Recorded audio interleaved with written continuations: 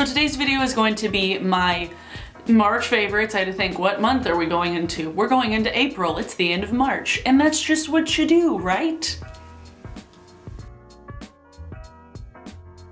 I have a collection of stuff next to me, and I wanted to share with you some of my favorite things from this month. Let's go. A couple of palettes, one of which is no new thing for y'all to see me talking about. It is the Juvia's Place Festival palette. And I've used this almost every single fucking day this month. I mean, it's been well loved already. Like, holy shit, look at that. The one gripe I have with this is that the shimmer shades are very soft. So be aware when you're like traveling with this, because if you get too shaky with it and drop it, the shimmers could break, sadly. The green, the teal doesn't seem to be as soft as these two and the white shade, but the mattes are amazing. Like, the mattes are so good. I have done days with like pink all over the eye, orange all over the eye. Obviously you saw my last video, but it's just, with 9 shades and largely bright shades, it's still really versatile. I don't know what it is with these colors and my skin tone and my eye color that just work really well. It does. I might have to invest in more of these in the future because they're so inexpensive and so good. God damn. If you guys have tried any of the other Juvia's Place palettes, let me know which one is your favorite. If it's not this one. This was definitely a fave this month. And then a cheek palette that I was so excited that I finally got my hands on because I love the packaging. I was obsessed with the branding for the entire collection. Usually I don't give a shit about MAC limited edition collections. Like, I usually don't care. Like, I bought a handful of like limited edition MAC lipsticks when they came out with a couple years ago. I think the last MAC lipstick I got from a limited edition collection was from the Star Trek collection. Since then, I don't really pay attention. But this collection with MAC and Jeremy Scott was so cool. Say what you will about the packaging, about how big of a waste of space it was for the eyeshadow palette. It was a collector's thing. I didn't buy it because I don't need an $80 eyeshadow palette that I'm not gonna use, but this was actually a really nice cheek palette. It is the Cheeky Volume 1 mixtape. It's called Acoustica, and it's a 3-part, well, I guess Acoustica is technically the bronzer. It's a cheek palette. It's got a bronzer, a highlight, and a blush, and this is the first time I've seen one of these like 3-part like cheek palettes that actually has a bronzer that's not orange. The bronzer is actually really nice and kind of like cool olive-y toned, that it doesn't look orange on my face. And the blush is pretty, the highlight's pretty. I like the mirror in it, and it's just, it's so nostalgic because I had so many of these. Let me know if you guys want me to react to some of my old mixtapes, because I saw Kingsley do one and I was like, oh my god, I love that. I love that idea so much. I have a box of my CDs out in my living room that I was going through with my boyfriend, and we were just like being really nostalgic and like went through a whole playlist of like a bunch of 30 Seconds to Mars music. I digress. This made me feel nostalgic as fuck, and I actually really like the product too. So win-win for me. Another cheek thing that's been a new love in my collection is the Colourpop Super Shock Highlighter in Lunch Money. It's a really nice, like, neutral, kind of basic. It doesn't look that special in the pot, but I wanted something that had a similar finish to the Fenty highlighter that I'm obsessed with, but I don't want to like go buy another Fenty highlighter like that because it's in the half pan. This is a really nice, like, natural, you can't really see it very well because my skin is so pale. It's just a really nice natural pearlized finish. It's not gonna be like overly blinding. It's not gonna be super metallic. It's just a natural highlight, and it adds a little bit of warmth because it has that kind of golden undertone. It was either this one or Flexitarian, which I might still get Flexitarian at some point, but this was a really nice one, and they actually had it at Ulta because they started carrying Colourpop at Ulta, so that's exciting. Another Colourpop thing I got at Ulta that I'm actually wearing on my eyes right now. I don't know how well you can see it behind my glasses, but it's one of the Super Shock shadows in So Quiche. It's one of the Ultra Glitter formulas, but it's this really pretty, like, olivey bronze. So it's like a greeny based bronze. But it has this beautiful like purple shimmer to it. Let me see if you can even see that. You can kind of see, let's see if I can get it on the back of my hand. You can kind of see the purple shift.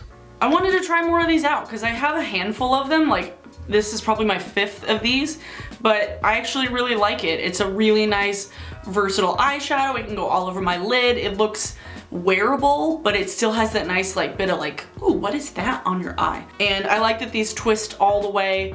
So if I wanted to take this traveling with me, even if it did get kind of cracked, it wouldn't completely be everywhere because it's sealed.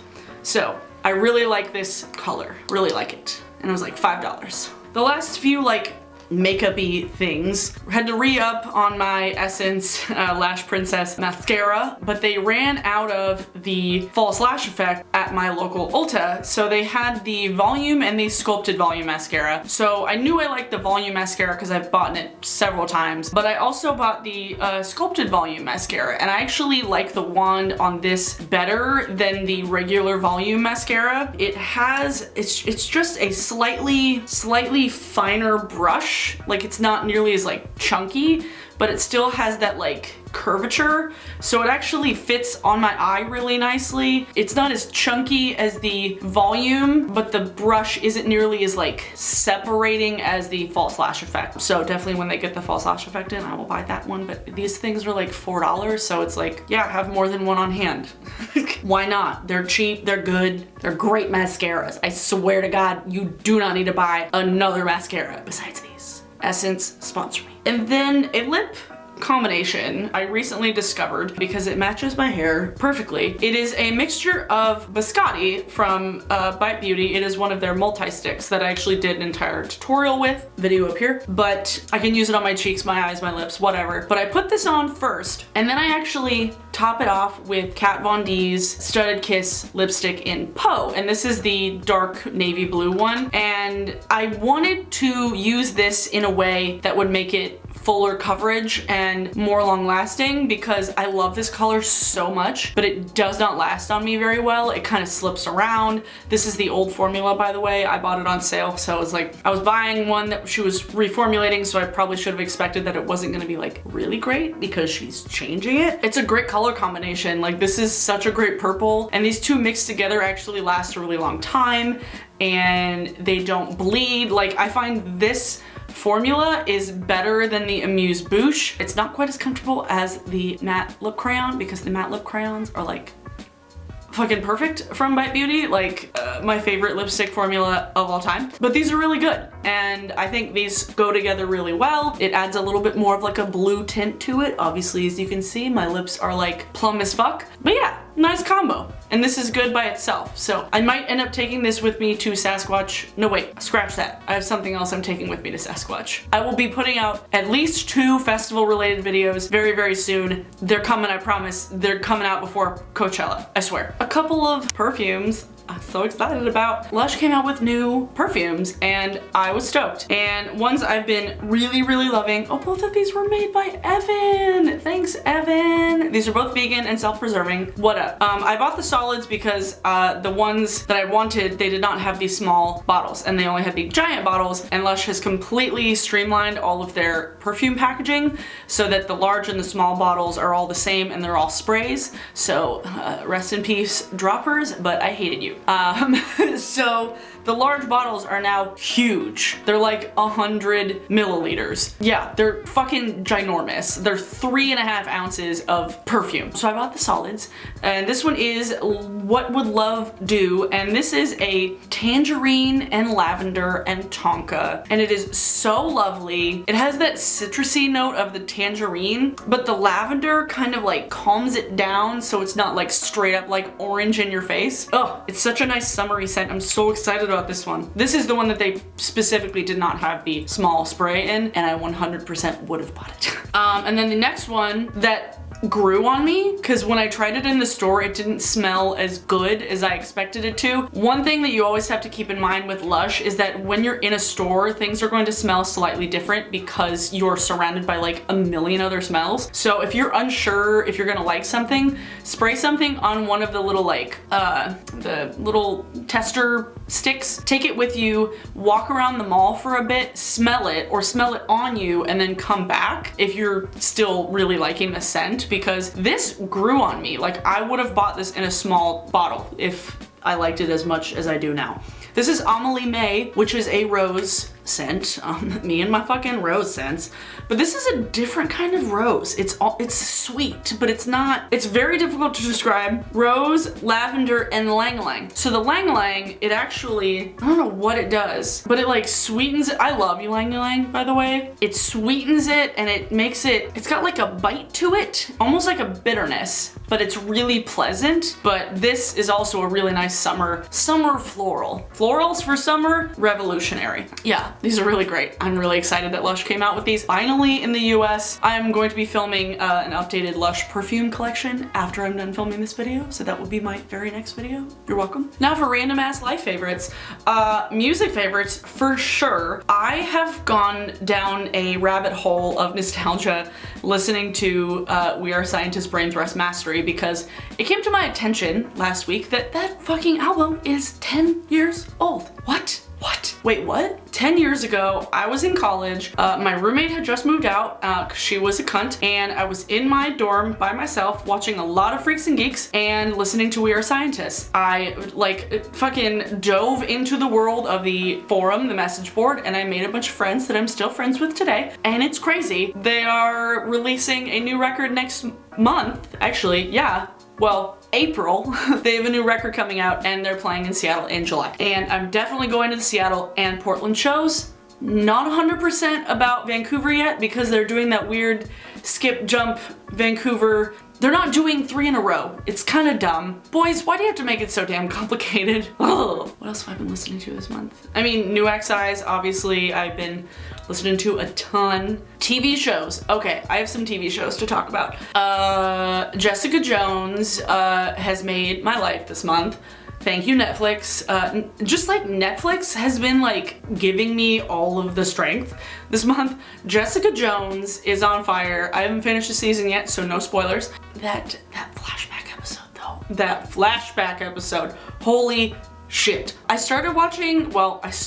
finished watching Nailed It, which is also on Netflix, and it is a cooking competition where they take inexperienced bakers who suck at everything and have them recreate dessert masterpieces, and it's amazing. Like, it's so fucking funny. These people are so clueless and it's so entertaining, and the host is the most extra person you could ever imagine, and it's wonderful. It is the cheesiest, most wholesome entertainment. Netflix, besides Jessica Jones, Netflix is giving me so much wholesome entertainment right now that it just makes me happy, because most of the rest of the world is the least wholesome thing happening right now. Thank you, Netflix, for giving me Nailed It. And speaking of wholesome television, I finally gave in and watched the new Queer Eye.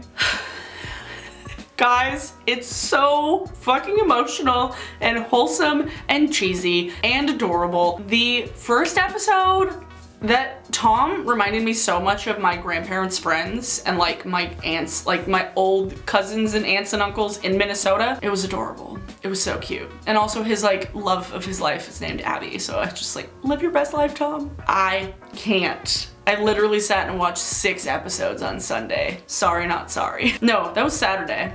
I watched a lot of Queer Eye on Saturday, and then I went to trivia yesterday. And then besides Netflix, I've watched a lot of YouTube. One YouTuber that I kind of, again, fell down a damn rabbit hole of his content is Brad Mondo. He's the hairdresser that does all the hairdresser reacts videos, and I first discovered one of his videos when he reacted to Jenna Marbles doing her own hair, but now I've just like watched all of his reaction videos to like hair, either like bleach fails or America's Next Top Model makeovers or like beautiful, wonderful rainbow hair, and it's, again, such fucking wholesome entertainment. And he's like, seems like the nicest dude ever. Like, people will send him pictures, be like, Brad, what should I do with my hair? And he was like, first of all, you're beautiful, don't change a thing, but you could do this with your hair. And I'm like, I love you. Like, thank you. Like, he's so great. He's so great. So Brad Mondo. I've really been loving a lot of Danny Gonzalez and Drew Gooden this month. I love their videos. They're so funny. For a while, I kept saying, I was like, all the Viners are so stupid, but that's because the only Viners I knew of were like Lele Pons and the Paul brothers, but like not everybody from Vine is a trash fire. So Danny Gonzalez, Drew Gooden, Cody Ko is also really fucking entertaining. I'm sad that BuzzFeed Unsolved is over this season, so that sucks. That's been definitely YouTube gold. Like all of my YouTube feed has been that. A lot of very innocuous content that makes me forget about the world. It's either that or I'm watching like really inspirational teenagers and just like feeling a lot of stuff. You know, there's a yin and yang of what I've been watching. It's like stupid hair fails and fucking teenagers being the change that we all need to be in the world. Yay! I seriously want to hug Emma Gonzalez. I just want to hug her forever and I just want to be like, you're amazing. And you're gonna be okay. Yeah. So those were all my favorite things, I guess, this month. Let me know if you like these videos, if you keep wanting me to do them. That would be great. Give this video a thumbs up. Thanks to all my new subscribers. You guys are the best. I had a nice handful of you since my last anti-haul. You the best. Thanks to my patrons. You the best. Love you even more. If you guys want to check me out on Patreon, link will be in the description as well as in the end card. If you want to see some live streams and blah. I was gonna say vlogs and bloopers and I just went blogs, which is not wrong, but vlogs and bloopers, as well as some extra fun stuff. Subscribe to this channel if you haven't already. Hit the little bell to get notified when I upload new stuff because apparently YouTube put out a video where they're only like giving people subscriptions to like, it's weird, it's like counterintuitive. They're like, we're only gonna like notify people in your subscription box that a new video's out for the people who watch your videos a lot. And it's like, but then that's just gonna be, that's so stupid. It's like, somebody subscribes, they want to see the videos. Fuck you, YouTube. Anyway, if you want to see them, hit the bell. Thanks for watching, guys, and I will see you in my next video. Bye.